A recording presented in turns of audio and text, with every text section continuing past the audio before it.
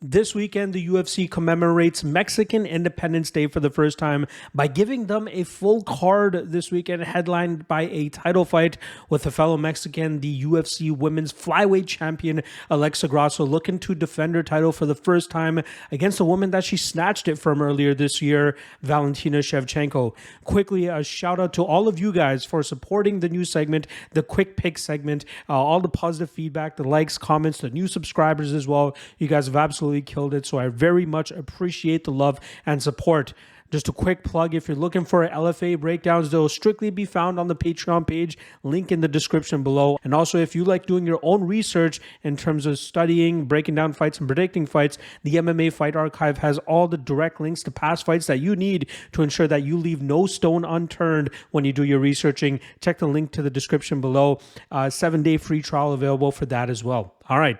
I hope you're laced up because we're off and running. First fight of the night between Josephine Knutsson and Mann. Knutsson utilizes a lot of forward pressure and an aggressive striking style, which makes you think that she has a lot of finishes on her record, but that is not the case. She just keeps that aggression, forward pressure, and usually roughs her opponents up in the clinch. But her kind of flaw that I've noticed, even though she has an undefeated record, is her takedown defense and her ability to get back to her feet. That's going to be tested this weekend against Mann, who also was on the Contender Series but came up short that night against Bruna Brasil, and she picked up a win on the regional scene before the UFC brought her here in on short notice, and she looks to take her opponents to the ground and rough them up from on top. So even though I think Knutsson gets her hand raised here by decision, because I think her physicality and her strength is going to be too much for Mann to keep down, there is still a little bit of concern in terms of throwing a minus 700 like Knutsson into parlays, especially when Mann has the recipe to potentially pull off the upset in this spot. But Knutsson by decision will be my selection. Next up, we got the 6-year return of Alex Reyes as he goes up against Charlie Campbell. Alex Reyes is the brother of Dominic Reyes. Alex Reyes was in the UFC, made his UFC debut back in 2017 on short notice against Mike Perry and got knocked out very quickly. This guy's a guy that goes out there, likes to throw shots and bang in the pocket, but also has a nasty arm triangle choke when he's able to get his opponents to the ground. His opponent, Charlie Campbell, came up short on the Contender Series last year when he came up short against Chris Duncan in a fight that he was winning 95% of until he got a little bit too reckless and Duncan was able to put his lights out.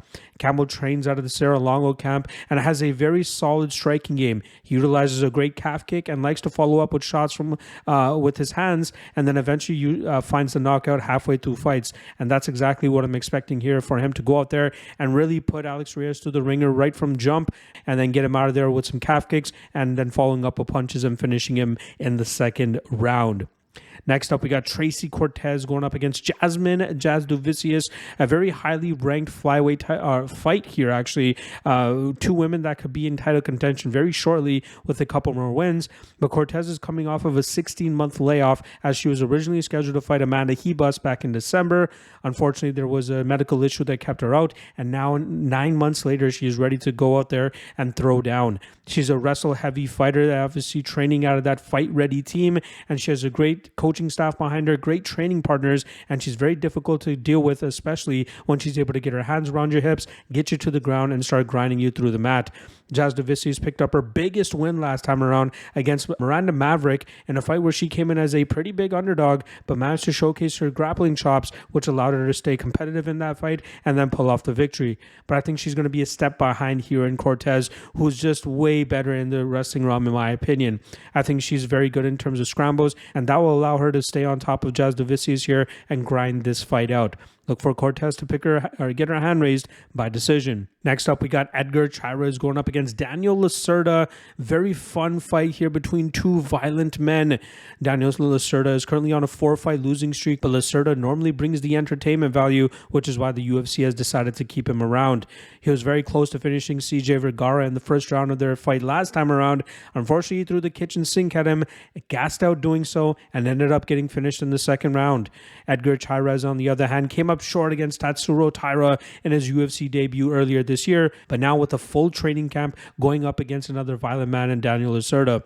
I fully expect Chairez to deal with the early onslaught from Lacerda and then flip the script on him halfway through that first round, probably getting the finish by the end of the first round or the beginning of the second round. So give me Chairez, and I think he gets it done inside the distance. Next up, Josh Fremd going up against Roman Kopylov. It seems like there's a lot of love out there for Kopylov, who's a pretty big favorite in this matchup as he's gone out there and finished his last 3 opponents on this current 3-fight winning streak that he's on. He's a sniper of a striker who likes to really pick his opponents apart from distance, utilizing body work and then going to the head to really put his opponents away. On the flip side, for Josh Fremd, who's currently on a 2-fight winning streak, he utilizes a very grapple-heavy approach and utilizes his cardio very well to drain his opponents of their gas tank and then really start to take over in deep waters. And I think a lot of people are overlooking that aspect of his game this weekend. Even though Kopylov showcases a 90% takedown defense rate, it's not necessarily the takedowns that Fremd needs early. It's more so putting Kopylov through that clinch grind, that cage push, where Kopylov will start to slow down, put his hands on his hips like he has in past fights, even though he's won those. And I think from there, Fremd should be able to take over, put his foot on the gas, and get him out of there late. So Fremd is probably one of my favorite underdogs on this card. Give me Fremd by decision, although I will be sprinkling the Fremd round 3 prop as well. Next up, we got Lupita Godinez going up against Elise Reed. Very intriguing fight here between striker versus grappler, and we know that Godinez has a very strong grappling game, especially when she's able to get her hands on opponents and take them to the mat. And as long as Godinez looks to go over the grappling route, I think she can make this fight look very easy. Elise Reed comes from a Taekwondo background, and she's alternated wins and losses through her first 6 UFC appearances, most recently coming off of a win over Jin Yu Fry. But Lupita is the best wrestler that Reed has fought to date. She's going to make it look even worse than the losses that Reed has had in the UFC thus far, especially when you consider that she has a submission loss to a Muay Thai striker in her last loss. You got to think that Godinez should have a clear path to victory in this matchup. So I'm going to go Godinez inside the distance. Next up, we got Fernando Padilla going up against Kyle Nelson. Padilla made a successful UFC debut earlier this year when he took a minute and a half to knock out Julian Erosa. He's a pinpoint striker from distance who is very good in terms of his accuracy and putting those combinations together to hurt his opponents. Kyle Nelson is coming off the biggest win of his career, where he battered Blake Builder over 15 minutes earlier this year and won his fight by decision. However, Padilla is the far better technical striker, in my opinion, and as long as he doesn't get clipped by one of Nelson's big shots, I expect him to pick Nelson apart and finish him by the second round. Next up, we got Daniel Zellhuber going up against Christos Giagos.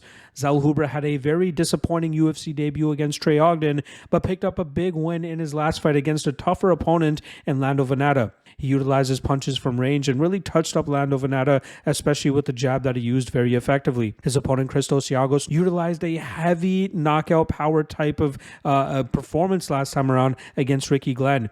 Normally, Giagos looks to go out there and take his opponents to the ground and grind them out, looking for submission opportunities or winning decisions. That, in turn, obviously impacts his cardio very badly, and opponents are really able to take advantage of him late. But Giagos is going to be interesting to see if he has more confidence in his hands and if he looks to strike with a better striker here in Zellhuber.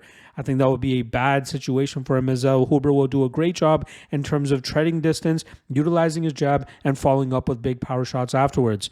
I think Zellhuber touches him up for about 2 rounds before putting him away in the third as Giagos starts to slow down. Next up, we got Raul Rosas Jr. going up against Terrence Mitchell. Rosas Jr. obviously came up short in his first ever professional loss last time around as he took on a very bright prospect, Christian Rodriguez. Rosas Jr. is a guy that goes out there, or actually I should say a kid, as he's only 18 years old, a kid that likes to go out there, take his opponents to the ground and look for finishes pretty quickly. His opponent this weekend, Terrence Mitchell, made his short notice UFC debut earlier this year where he got finished in the first round by Cameron Simon.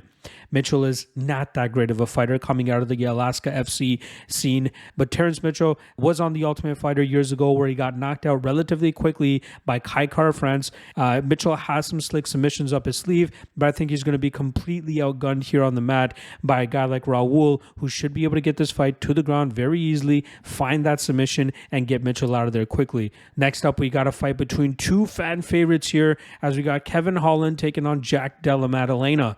Last time around, Kevin Holland pulled off a Darce choke to finish Michael Chiesa at his best. He normally uses his distance striking approach where he's able to batter opponents from distance and finish them with a barrage of strikes. Jack Della Maddalena, on the other hand, is one of the best technical and combination strikers we've seen in a long time, but the difficulty he's going to have to overcome in this matchup is the fact that he's at an 8-inch reach disadvantage and the fact that he does his best work in the pocket. I'd be very surprised if Kevin Holland is going to be willing to exchange with him in the pocket here, and as long as Holland utilizes distance, utilizes his reach, and continues to batter Maddalena from distance, he should be able to beat him up and likely win this fight by decision. And that brings us to the main event, where we got Alexa Grasso looking to defend her flyweight title for the first time against Valentina Shevchenko.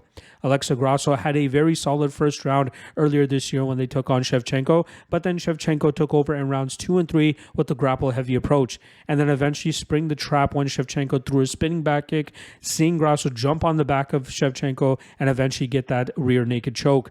But Grasso has a lot to still prove, in my opinion, as I think that Shevchenko's grapple-heavy approach, especially when she was able to secure the takedowns and establish that top position, made it look pretty good in Shevchenko's realm. I think the only difference that Shevchenko needs to make is trusting her striking a little bit more so that she can blend her takedowns a little bit better behind it, which is why I think that we're going to see Shevchenko pick up another victory here and get her title back. Grasso will have gained a lot of confidence and experience from that one fight she already had with Shevchenko, but I feel like Shevchenko is still one of the best fighters on the planet. Give me Valentina Shevchenko to win a grapple-heavy approach, and I think she gets it done by decision. And there you guys go. Quick picks for all of the 11 fights on this Noche UFC card. Appreciate everybody checking out the show as always. Check out all the other great content that I got for you guys this week. And I will be back on Sunday or Monday to drop the Contender Series breakdowns for you guys. Stay tuned for that. Appreciate you guys. Hit that like, hit that subscribe, and I'll see you guys. Peace.